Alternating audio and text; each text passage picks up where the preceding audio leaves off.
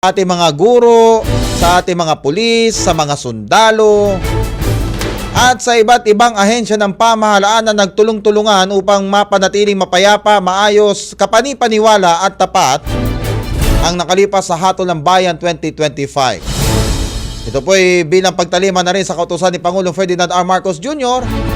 Nasabi nga dapat maging mapayapa at tahimik ho ang halalan. Bagamat, sabi nga pabalik na ho sa normal ang sitwasyon.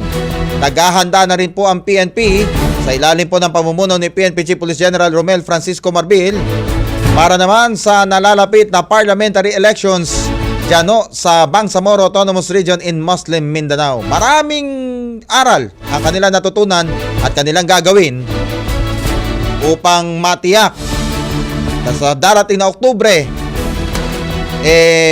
hindi nga lumala, no? Sabi nga walang maitalang karahasan dyan sa BARMM dahil ito ay makasaysayan at kauna-unahan na parliamentary elections mula po ng pirmahan ng Comprehensive Bangsamoro Organic Law.